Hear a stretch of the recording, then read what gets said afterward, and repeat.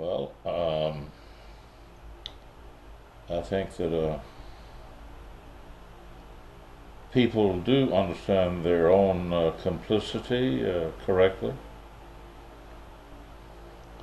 I think circumspection is rampant. Nobody wants to be seen as a radical, um, but it seems to me with the equivocation that people are into and paddling around, without breaking out into any strong strokes toward some island or some mainland, but just paddling around. Uh, Margaritaville is another story, or there's a band that came and went in the U.S. called Dire Straits. Dire Straits. Well, I think culturally, uh, depending on how you connect the dots, you see who's hurting and who's not. There is, I think, uh, something deep seated among people since World War II. Um, a lot of it is coincidence, but then that's okay too. But there are people who feel shamed and embarrassed by what their great grandfathers did. Their great great grandfathers and their great grandfathers and maybe their great grandfathers. But they haven't come up with a coherent game plan or what. And here I'm talking about uh, the UK. As you know, I spent some time on both sides of the wall in Germany. And not only Germany, but a little bit further into and farther into more or less the Soviet chaos. Recently, someone asked me, "Well, do you see us like it was in Romania?" Well, yes, I do, as a matter of fact. Um, the temerity to overthrow a bunch of people when there's not really the kind of world opinion focus as there was in Poland, for example, or then, of course, the East Germans and so on. Rwanda was kind of a stepchild of, until that was over with. It seems as though people didn't really care as much as they did about Poland, or for that matter, any part of Germany.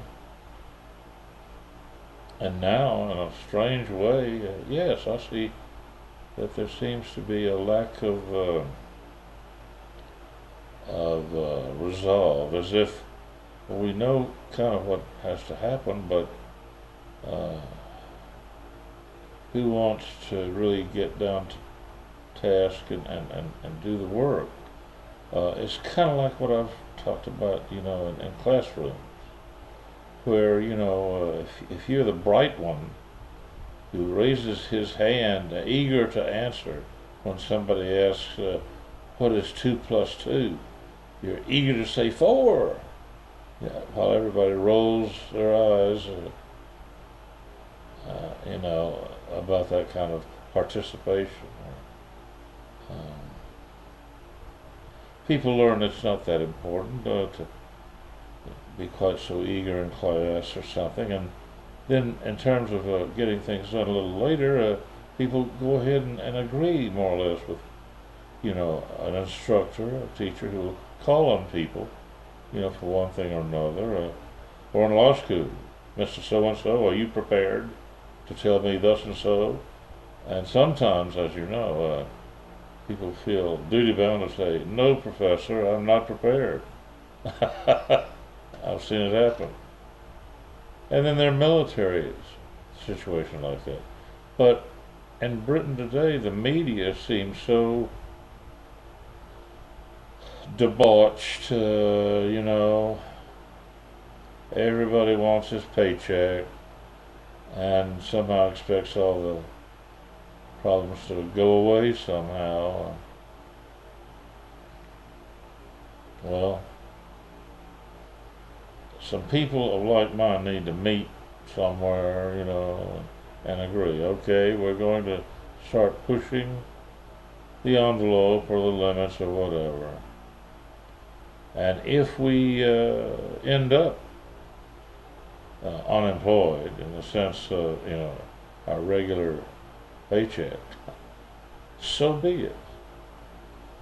And there'll be quite a number, who are resolute to go on and say what needs to be said and whatnot. In other words, if there are 20 employers and some leading lights on every one of them find themselves forming a co-op, a humble website, Of course, everybody knows, well, look at the cost of entry, and we're going to have the fermented, people are going to struggle and make a name for themselves. Well, that's all true, the whole routine. But that only is worth extolling if things begin to happen. Now, there are people, who have 2 million people signed up. Maybe they don't watch or what, but there are people who have 200 subscribers, or rather, who have 2 million subscribers, and they fancy that. Well, they do exactly squat or diddly poo.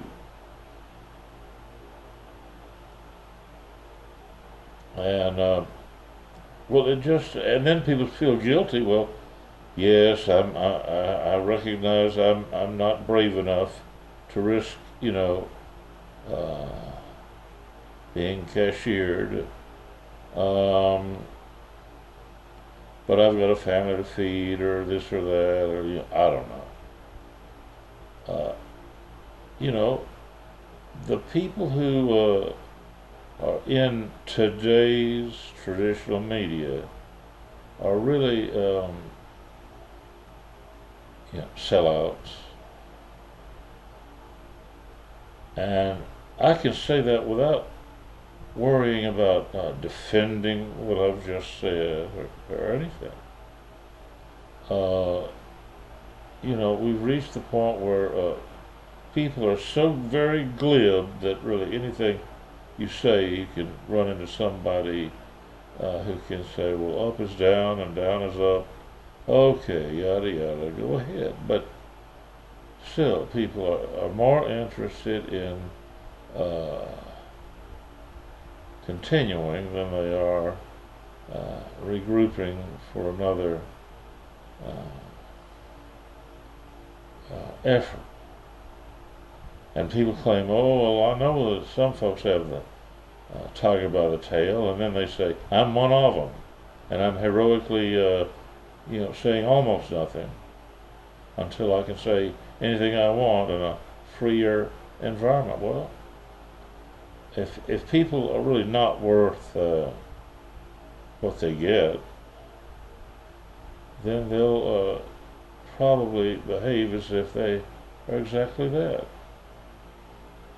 And if people are worth more than they think that they're worth, then somebody's got to say, get on with it. That's all. I have no standing among you, as you know. But I do know what Margaritaville is, and I wouldn't want you to join me,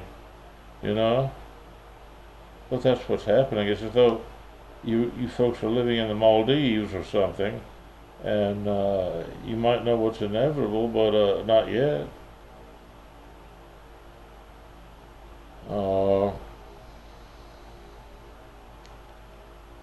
I don't think offhand that I've seen people talk about principles involved without getting alarmingly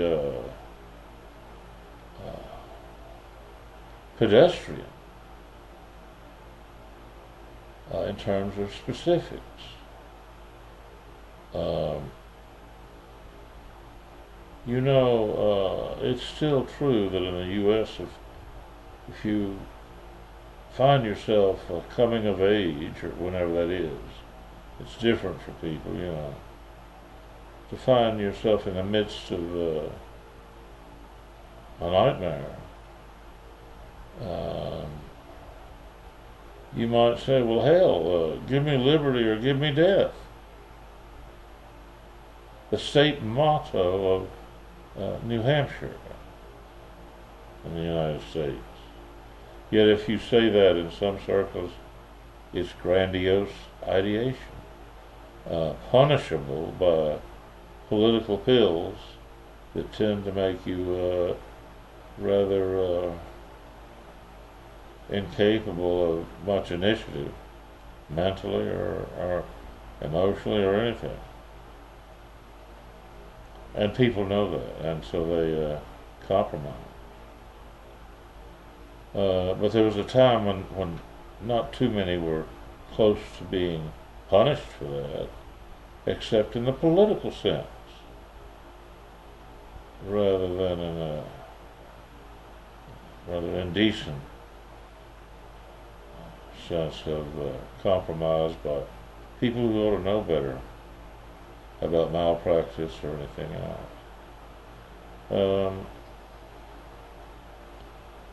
There's stories like, for example, a woman screaming dramatically at Putin after so much went wrong with that submarine, what was it, Kursk? So someone very dramatically sidled up behind her and jabbed her with something, and in 10 seconds she fell over and they carried her off. People are just really they're not thinking literally that that's going to happen to them in the United States somewhere, but figuratively, character assassination or anything of the sort is a professional specialty for some in politics or anything else. And the first idea in terms of mental health, if you will, or that's to say what the Army used to say, mental hygiene, that's what we talked about when I was in the service, is to not allow anybody that kind of sickening development. And what if Thomas Paine, one of your countrymen, had been somebody sidled up to and say, "You're sick as a dog, and come with us," I'm not saying people are paralyzed by exactly that right now. From Scotland to off of Argentina, from Scotland to the Falklands. No, I'm not saying that really everybody's on the verge of being taken away, like the proverbial Soviet remedy is at work.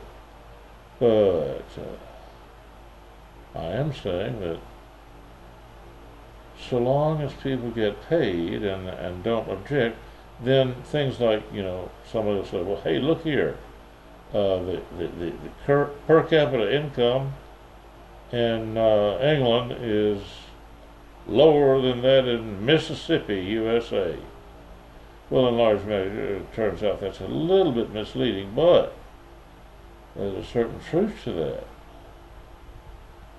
If the people of Mississippi can find their way to trade one truck for a new one every 4 years, they don't really want much else. I'm sad to say, what? A TV with a cowboy on it, or what? What is the cultural deficit in the UK? Collectively, what is in common among people of Wales and Scotland and England and a tiny little piece of Ireland. What is it? I maintain that very much is in common, but people busy themselves with the illusion that they are having a true contest of ideas and planning, when really you might as well equate everything you do to what do they call it, trash talk about various football teams. I have some friends who have used my Facebook news thing, for some of the most hilarious trash talk I've ever read. And it's just absurd. But you folks, I think, it's just my opinion, the impression I have, you folks are really not engaging. But you think you are if you listen. What? The kind of time devoted to Liz, Truss, Boris, all the rest.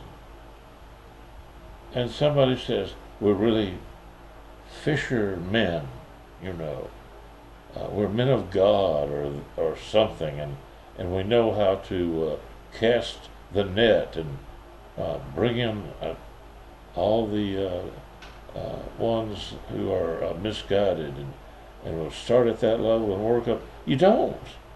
You don't. You don't. And I've heard a lot of people that really seem to be about the same, on the right and on the left stuff, And now I don't know any way around a lot of truth to the idea that the left or the liberal side of things has really just cratered. I've said, in the U.S., for example, there is really no Democratic Party as a mechanism, as an organization. There was a famous comedian who was asked once, are you political? Have you joined any organized political party? He said, no, absolutely not. I'm a Democrat. Well, that might be true, People, I guess, perceive the old classic, FDR days, the Democrats to be fairly wide and deep, and there were, arguments, but they believed a lot of the same things. Whereas the Republicans were more flinty and hard-nosed, it would seem. They each lived with a certain kind of comedic stereotype, but on either side they knew that the bottom line, through all the trash talk or anything, there was a need to get certain things done. A lot of things were not worth doing, but at least they got things done. Now, I would say the last two cycles at the presidential level, I think, have shown that the Democrats, you might say at the national level, and really all down the line in many cases, but certainly at the national level, they simply blown themselves to bits. There is no national Democratic Party, and certain states are just as bad in terms of just blowing themselves to bits. No party. But that's the distinction I would make. There are Democrats. There are Democrats, for example, if somebody busts open the zoo, there could be lions and tigers, elephants and giraffes and whatever, wandering around, kind of wondering, what are we going to do now, think of those beasts. They may get mighty hungry, and if they're not in the zoo, they're going to have a hard time satisfying their needs, Well, it's as though the Democrats just blew themselves to pieces, thoroughly. And I know people say, oh, but there is a Democratic committee, National Committee, and yeah, right, sure. The fact is, there's nothing formidable left of any of that. In fact, uh, much of the destruction is because of those who still cling to some nominal office, and somehow money gets dragged in, and they split it up like a pizza among themselves. But nothing significant. I do not take any titular Democrat or anything as interesting even.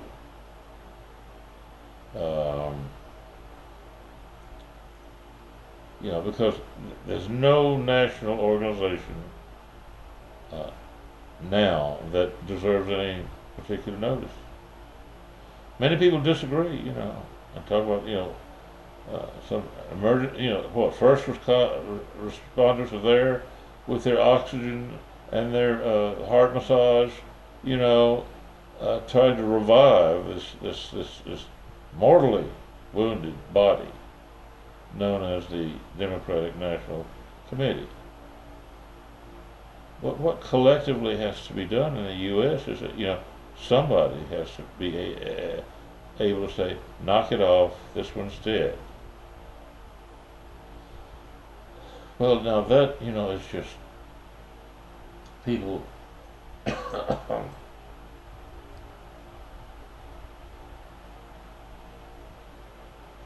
really just can't even fathom such a thing,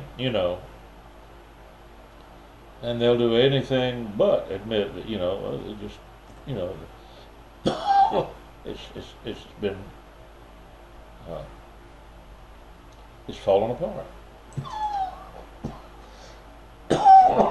Meanwhile, there are a lot of perfectly decent people who subscribe.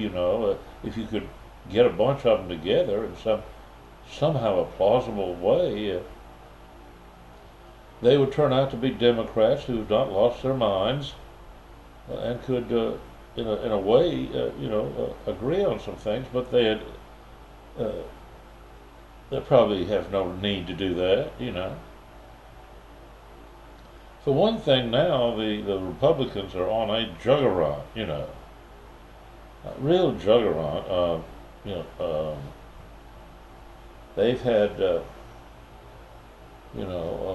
real what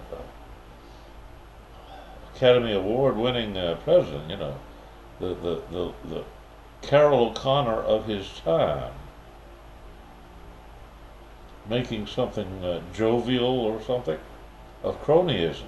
The way he talks about himself and others and this and that, constantly saying how great he is, like Muhammad Ali, in the football, in the boxing ring, I am the greatest, dancing around. Well, it turned out he was, and in his way, that's what's happened with Trump.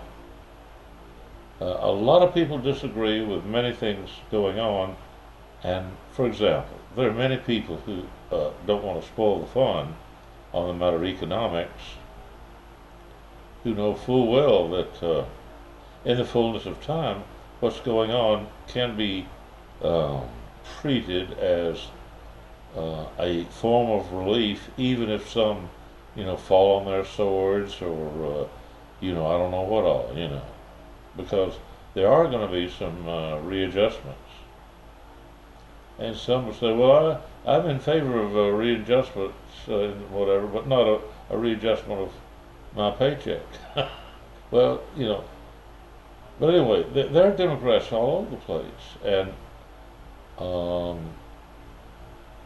not all of them need their own individual stationery identifying themselves as democratic in some way in order to stay in touch or make things happen in the name of, shall we say, citizenship, if not patriotism. So I'm okay with the fact of the matter. The fact of the matter is there are Democrats all over the place, and they are not represented by destructive people in the news. You know, I mean, the destructive people in the news would have you believe that somehow they have somehow cornered and co-opted the thinking and the feelings of ordinary, uh, respectable people.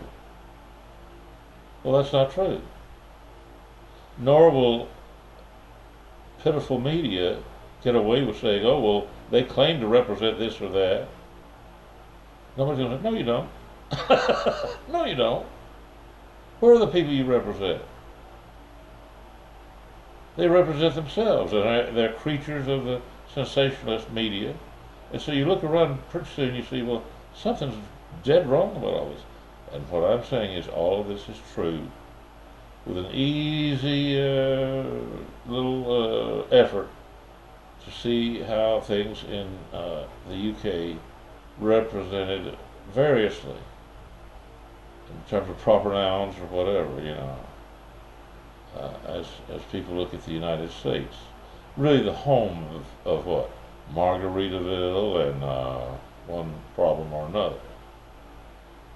And so if you've ever heard of Carroll O'Connor, he was very proud of himself. Very. He was not egalitarian, but he would have you know that he was a genius, able to represent a forklift driver somewhere in America. And okay, sure. I'm glad he's dead now, because now I can say openly that was the biggest farce, the most obnoxious detour into his egotistical stuff, as some others I could talk about that were even closer to a home somewhere close to where Boston Brahmins are said to live. You know, people have always talked about Boston Brahmins. Have you ever seen one? That's what I ask anybody in America. Have you actually ever been interviewed by the Nielsen group? You know, we're always told, well, Nielsen says this and that, but nobody knows who's been interviewed. Well, I'm being facetious, but my point is, for example, in terms of, let me repeat, on the terms of what media say is happening, media can say, look at those over there, they blah blah blah. Now, give me my paycheck for having said that. Or look over here, the bonfire over here, look at that. Or there's a fight over here, a fight over there. Look, and that's it. And see you later, folks. And get paid for that? When anybody, you know, I don't believe that they represent anything but what they are, and not what they claim, or what the media claim. Meanwhile, where are the media when it comes to saying, I'm Joe Blow, head of such and such, and I want to talk to someone in charge here, or someone academic, or anybody that can be brought forward. And it just doesn't happen the way it should. And I know, I have great respect for Alex O'Connor, and he has had people. He's very calm. I don't know that I could sit through some of the conversations he's had. I would just probably it would just be too much. But he's somehow able to remain calm and watch people make complete fools of themselves. But that only goes so far, because a lot of people now are scared to death that they'll, just self-destruct in his presence, which is not unlikely. Well, but there are those who don't feel that way, who know perfectly well that they're okay, and then there are others grasping, saying, let me get in front of, his audience. As you know, you can find people who have 8.5 million viewers, like Tucker Carlson, who doesn't know what to do. He's trying to figure out what he can do. He wants to help and all of that. He also wants to make a living, as if he wasn't, a millionaire, multi-millionaire several times over. He still has 8.5 million subscribers on YouTube, and yet he can't quite seem to really do what I would hope, I guess. sometimes he seems to be helpful, but I'm thinking not in terms of people claiming to be patriotic. Patriotism, theoretically, and from the standpoint of good engineering, patriotism is supposed to be the last refuge of a scoundrel. The idea being that any given scoundrel is outnumbered by the people around him. The distinction being, citizens are in those positions where scoundrels want to be counted, and indeed that can work out, but that isn't happening as it should. I'll tell you something else in terms of looking for things to tear down and so on. NATO is a scourge, and I could give you chapter and verse and tell how that has really changed things for the worse since well before the fall of the Soviet Union.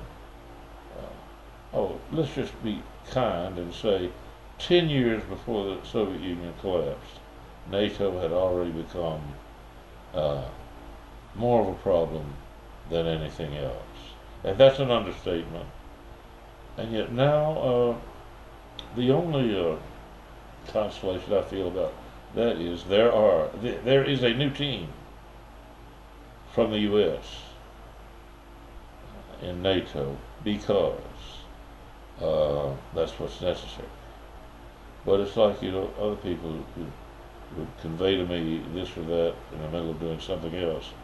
I can't say much about it, but I encourage people to figure out what the opportunities there are, because you see, it remains true that citizenship is sometimes about stewardship, and if you're not a good steward, such as what happened to NATO, then you can't really deal with the scoundrels.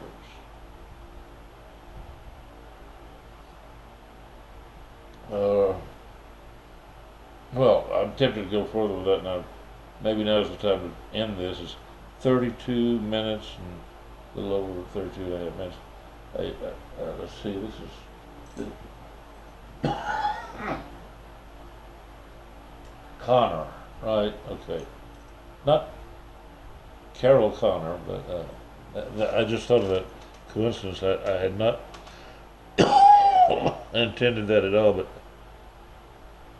I'm not well, and you also know that I'm thought to be a hypochondriac because that's what people say, but I'm mortal, and I'm 79, and I'm going to turn this off at 33 and a quarter minutes. With best wishes. I'm not a taskmaster, but I'll have to say I don't quite understand anything but convenience that describes why people wouldn't agree with Thomas Paine, even though there are those who say, oh, well, that's a real corny thing to be doing. The hell you say? If you had been in my shoes, you wouldn't think it's so academic.